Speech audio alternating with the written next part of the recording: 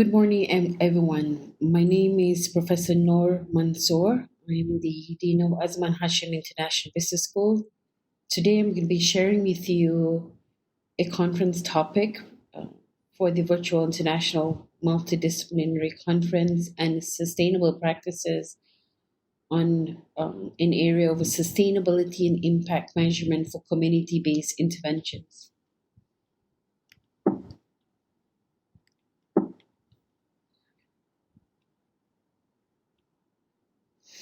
Now, if you look at this term, you'd realize that community engagement, the way we describe it at the university, is collaboration between institutions of higher education and the larger communities, whether it's local, regional, state, national, global, for the mutually beneficial exchange of knowledge and resources in a context of partnership and reciprocity.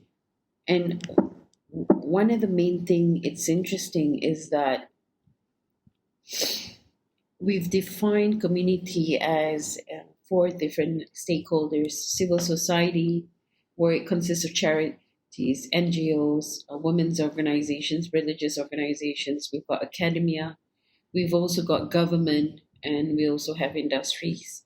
So, this is how we look at community in a context. And sometimes some um, universities or even other entities would call a community is a society itself. So it differs across how you see it.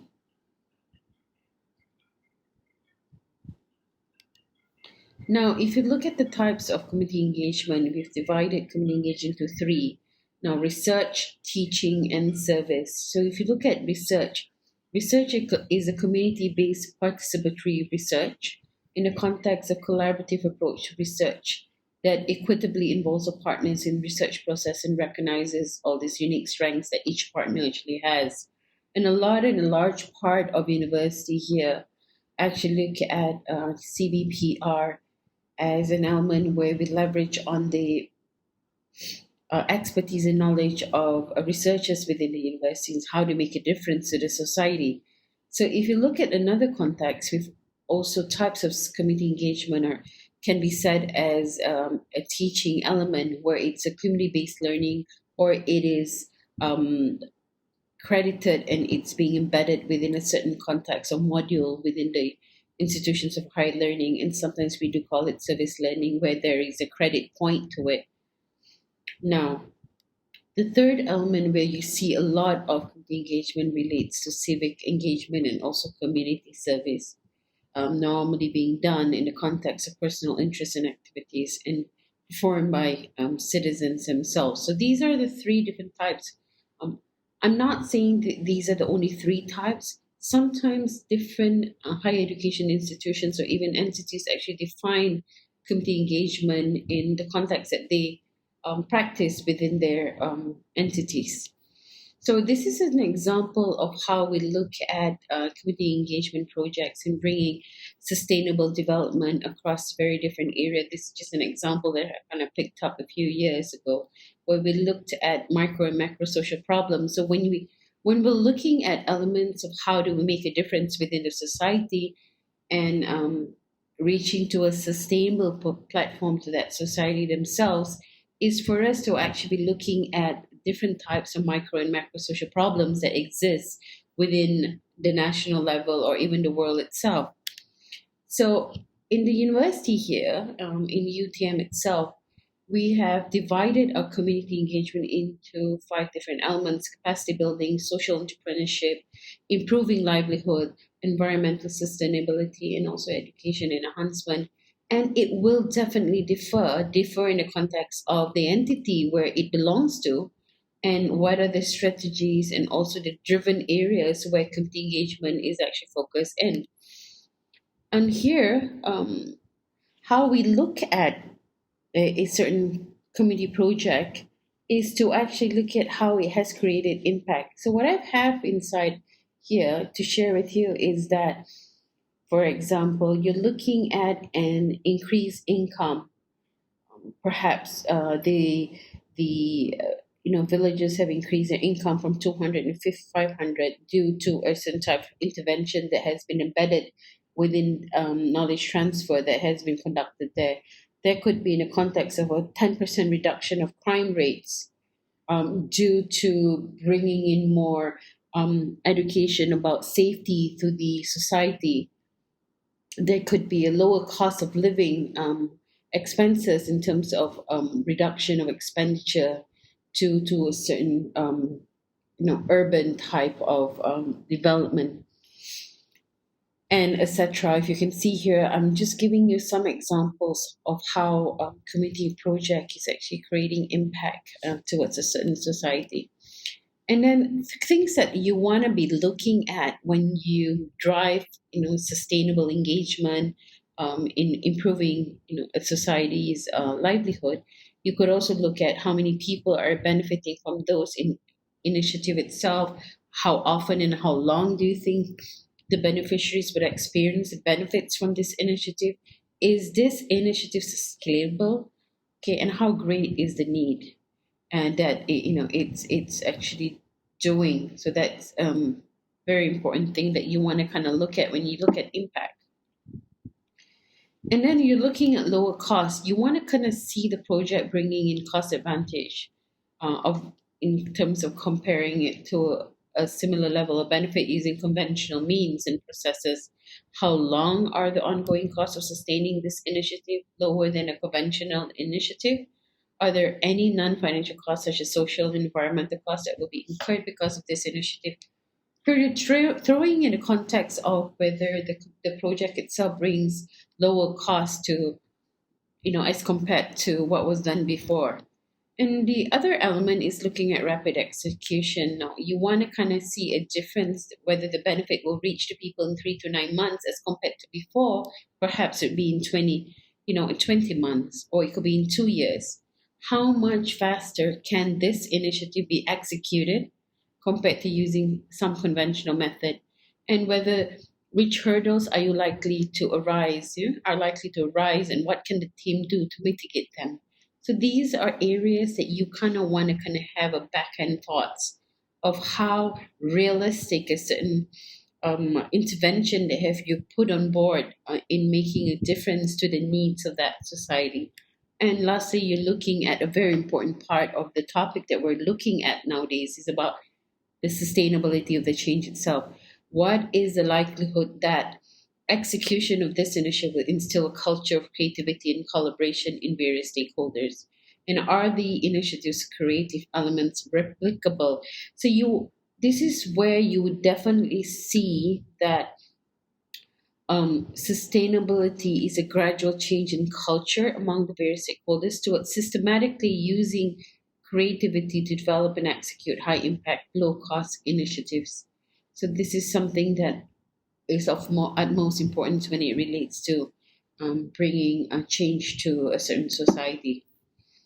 Now, as I move on, I'm just kind of, pushing through a few sample programs that we've actually conducted at the university. And this was on low carbon society, waste to wealth.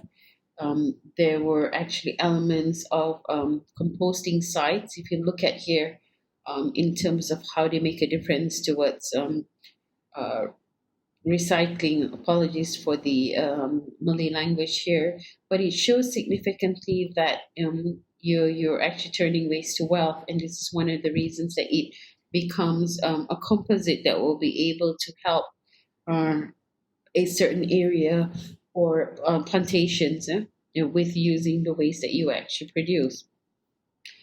And one of the impact of the project is in terms of the development of models of entrepreneurship. There is cost reduction.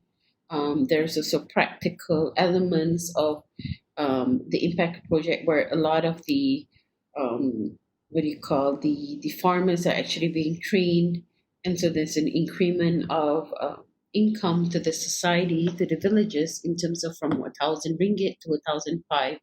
There is also a reduction of cost of composite that you actually use, which is around 34% of that. And this is an overall picture of how impact is actually being created through projects of community that you actually do. So going back to this, Now, how do we look at whether a certain project is sustainable or not? Is we're looking at the angles. We've developed what we so-called a rating form to actually look at an approximate context of acceptance of the program, a 2-star, meeting community need, 3-star is making changes to knowledge, skills, and attitudes, adoption, and results in change. And last is most important is that the society themselves become very empowered and to sustain these practices.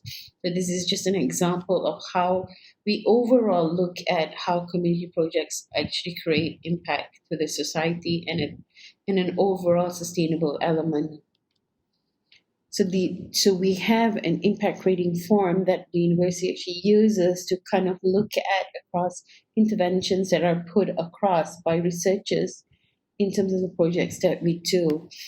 And it becomes compulsory. As you can see, I'm going to run through with all of you just, each of the levels to kind of give you an idea how these type of projects will be able to be measured to some extent or an approximate extent where it will bring very positive forecasting of perhaps a replicable project to be done in other areas if it brings some good returns. Okay, these are some of the forms that we actually use here, and this has been used as a benchmark towards having community transformation impact towards a certain society. So I'm just kind of running through with you some of the justification of the projects. You're looking at who are the targeted stakeholders, who are the collaborative partners, how much have they contributed, or their contributions in kind, and it could be rental of spaces, it could be using certain facilities, and an overall picture of who has been involved in the whole project. And then you could see that researchers are also using certain types of questionnaires or observations or interview sessions in order for you to kind of see whether that they have made some difference to the society. So if you look at the rating levels, I've just kind of run through again with you. We've got 1, 2, 3, 4, 5. So let's just run through every single one of it. If you're looking at level 1, so you can see that the community has a positive orientation towards the program. So this is where the program is actually being accepted. And you could be looking at this impact in terms of the attendance only. This is the lowest level of evaluation, which more or less tells you that people do want to kind of know about the program and people have a very positive orientation towards being there, but doesn't mean that they have learned anything. And the second level relates to the community consider the program relevant and needed. And this is where you could say a university or community cooperation agreement actually exists by looking at evidences from interviews or even surveys that you give to participants who indicate that the program is needed, and also looking at their questionnaires and observations of how they react towards attending those programs. Now, level 3 is relation to community action program results in a change in knowledge, skills, attitudes, or aspirations. This is where you'll see that the program results in a change in the way they think, what skills they get, and attitudes. So you can actually kind of pick this up on the context of questionnaire, like how many of them indicate they know the subject better, number of participants who say they respond positively to the change, they show that they have the desired skills, and also they want to kind of adopt the innovation or even interventions that you have put forth. And you kind of have those information through all those types of data collection techniques that you actually do. Now, fourth level is looking at the community program results in the change of practices. So this is what we so-called the adoption of the change. There is a change that has taken place where the community program results in the change of practices. So it could be in a way that before they've used something else, but now since we've kind of taught them to do this, they've kind of adopted it. So the practices have actually changed. You could see that through observations, through questionnaires, also to be having focus groups and even talking to the participants about their adoption of that particular intervention and how many of those participants actually have taken up that type of intervention. And in a way, it has come to a situation where they have adopted it pretty well. And finally, is the community is empowered and can independently um, be using those practices that you have actually introduced to them through the program. And this is where you want to say that they are already empowered and then they can independently sustain the practices that were introduced through the program. So when the university or any entity actually comes there and actually pass on that knowledge transfer, the community themselves kind of use it without the help of the individual or the university that has introduced those practices to them. Now, questions such as through surveys, observations, and interviews in terms of will they continue to practice the change? Were there economic benefits to the change? Have they been, seeing there is an improvement of their well-being? These are all examples of elements that you kind of can pick up in order for you to know, hey, we've kind of move on forward here. We've kind of put it on board for you. Now, can we go out there and, go back out from that village or that society and see that society themselves using those techniques on their own? But then they have that ability without the help of facilitation from whoever is actually bringing in that practice on board. So at the university level, when a community project looks at level, reaches level 3, 4, and 5, you've come to a point to see that is a very good element of knowledge transfer that actually leads to sustainable practices for the society. So I'm moving to another angle, which is actually an extension of level 5. We've not even have implemented it, but we've started to roll out what I so would call an A plus, the community program results in practicing social return on investment. Now, SROI is an element, an approximate value that you put on a project in the context of how much you have invested and how much you have actually used. And there is a technique to it. But I kind of will briefly run through. There are 7 principles to it. Very comfortable in actually, detailing this, but we don't have that much time. But I kind of give you, in a way, the 7 main principles involving stakeholders, defining who are the stakeholders that are most relevant to the project. We need to understand what changes are to be put in place across the intervention, what value that we should be looking at. You only value things that matter, meaning that there are financial proxies or indicators in order that the value of the outcomes can be recognized. And you only include what is material, which is what you mean is determine what information and evidence must be included in the account to give a very true and fair picture so that stakeholders can draw reasonable conclusions about impact that they have created. We do not want to overclaim. We want to be transparent. And finally, is in order for us to verify the result, there must be some appropriate independent verification of whatever interventions that you've put in place has created impact. So these are the 7 principles that are in place. Now, I'm kind of running through you the impact map here. I've mentioned to you there are seven principles, but there are 6 stages. So when in doing the social return on investment, there are 6 stages. Stage 1 relates to scope and identify stakeholders. You map it out, and then you provide outcomes and giving them a value. You establish the impact, and stage 5 is where you look at the impact that has total impact that has been created over the total inputs that we've kind of put in, and then you do some social reporting, social value report towards the interventions that you have put in place. So this whole cycle of social value map is a very important priority for us to be moving sustainability towards return on investment, or in the context of social projects, you call it social return on investment.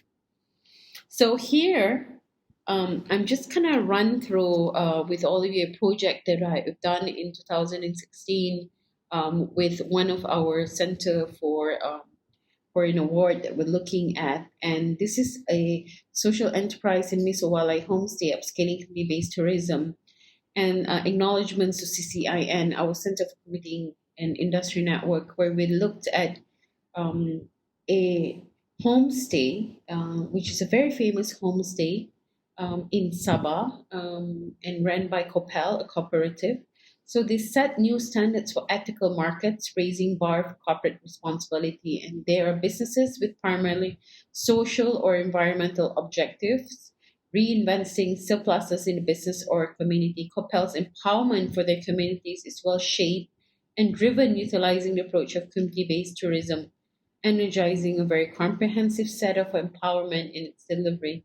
So, empowerment in the context of sustainability, as I've mentioned to you just now, becomes the mindset that drives this particular community with the set of new standards with ethical markets, raising the bar for corporate responsibility.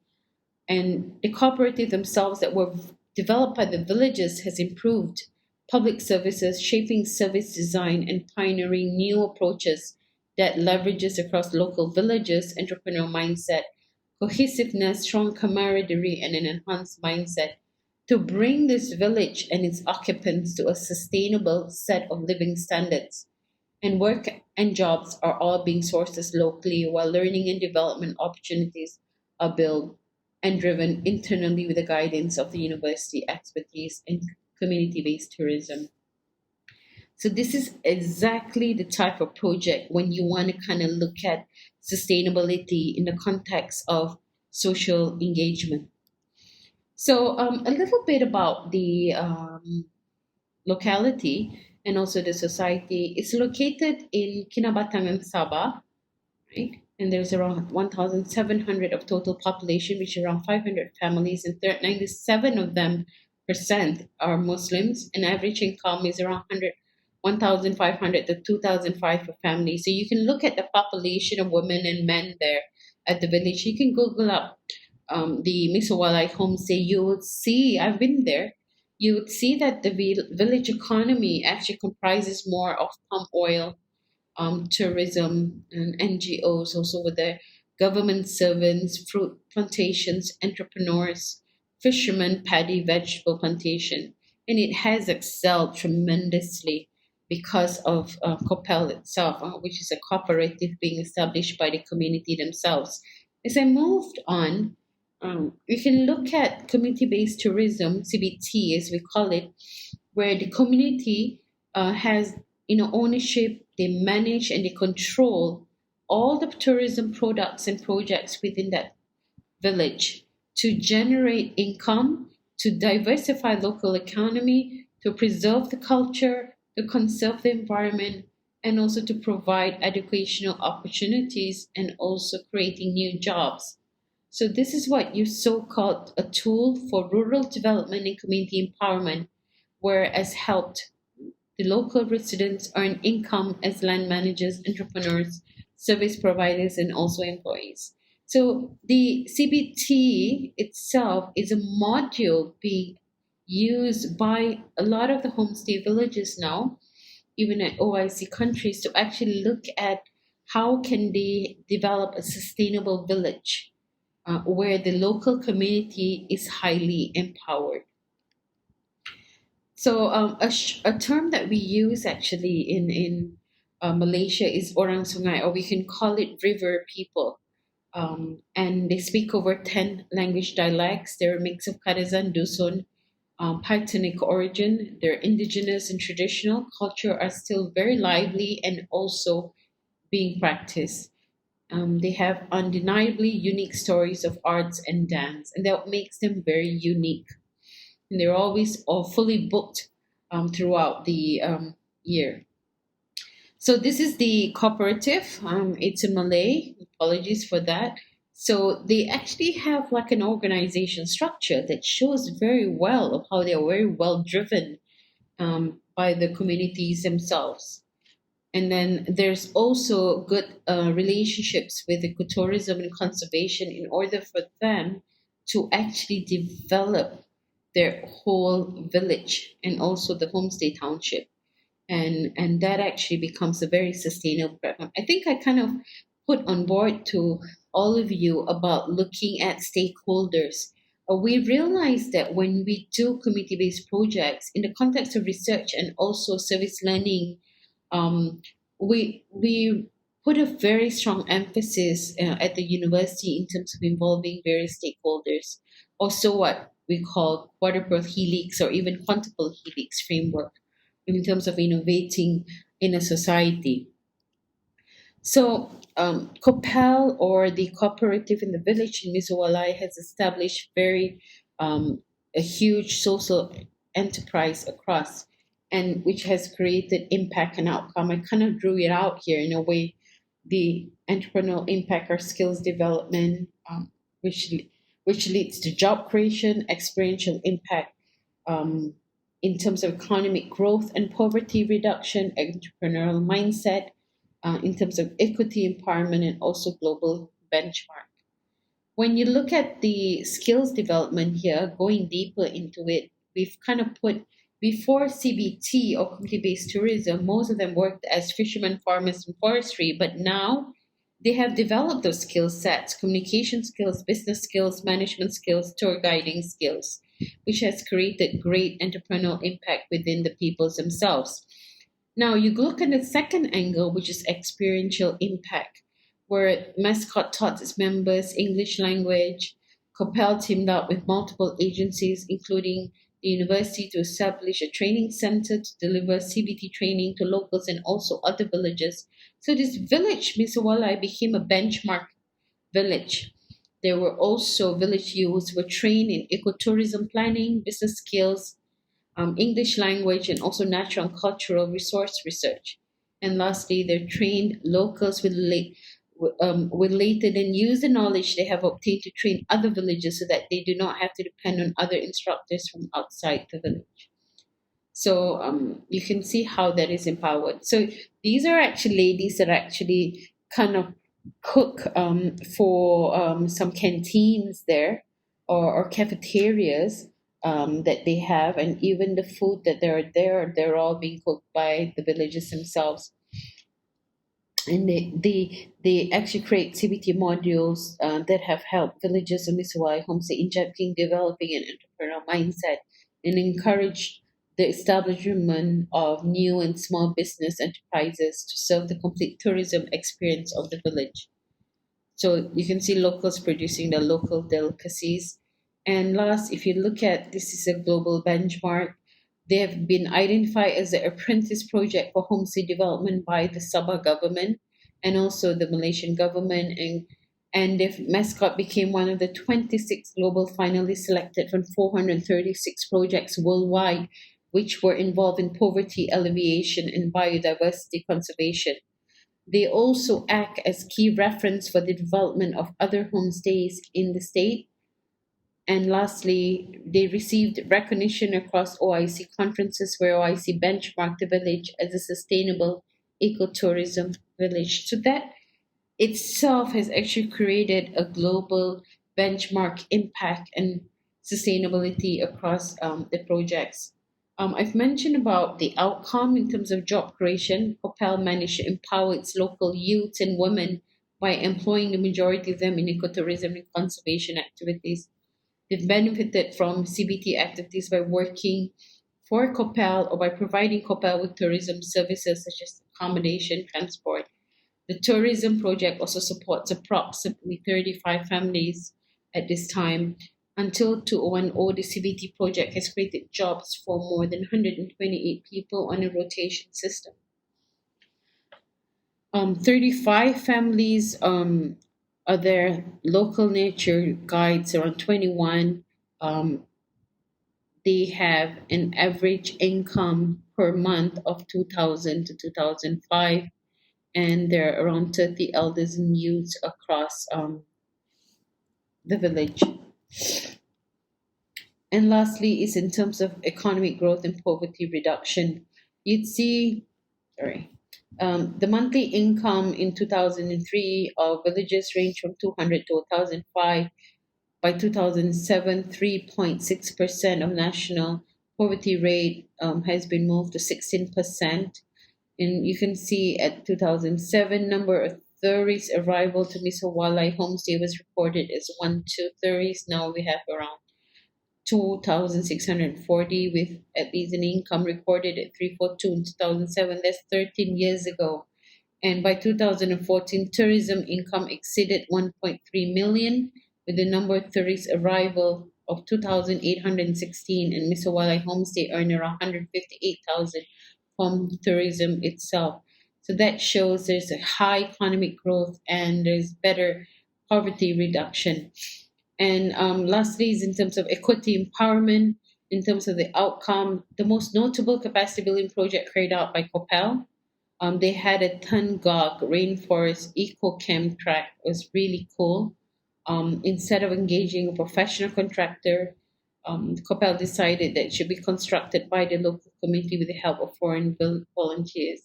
Although it took almost 5 years for a track to be completed, the endeavor fostered a strong sense of pride and ownership across among local community. And as the FD gave permission, provided a fund for just under 900,000 for the construction of an eco lodge type accommodation in a forest reserve located about 10 minutes by boat from Misawalai Homestay. And that actually was one of the biggest attraction towards the whole village and homestay is the Tungog Rainforest Eco Camp, which is so-called track. You can kind of look it up and after this presentation. And this is what I'm showing with you. It's so lively, it's so sustainable, it creates a whole environmental impact and conservation towards a village right, in the middle of Sabah. And the exploration and execution, many initiatives were taken by Muscat COPEL to sustain conservation, including tree planting and education programs. We've engaged in a handbook of CBT.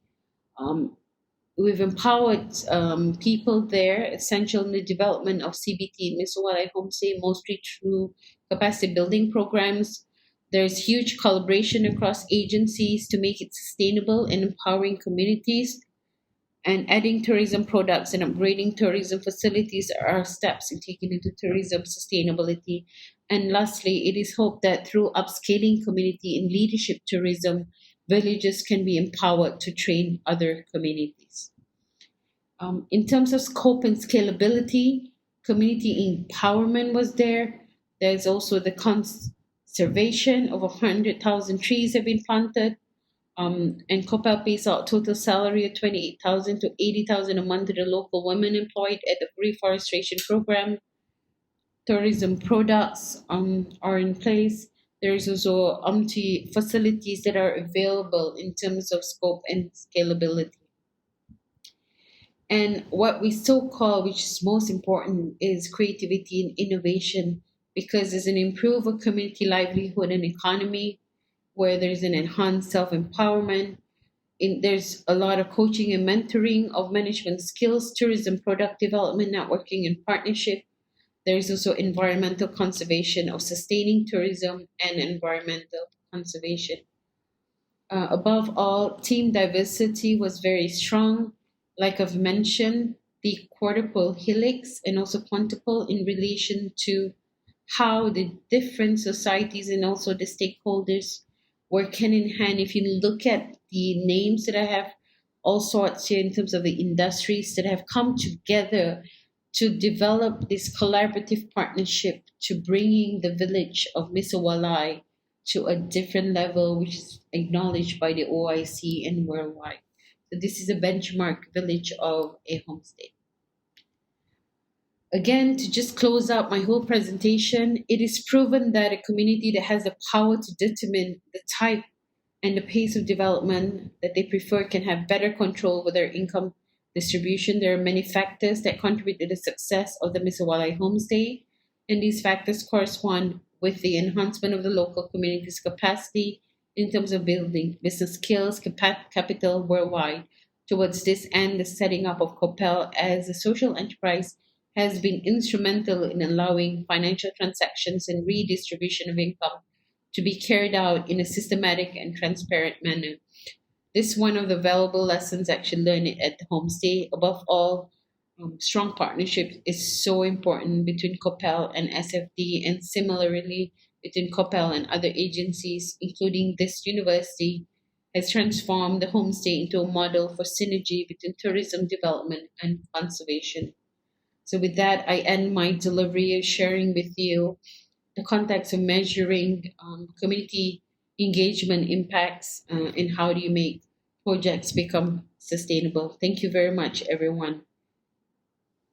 I can be contacted at Nur Naha, NURNAHA, UTM.my.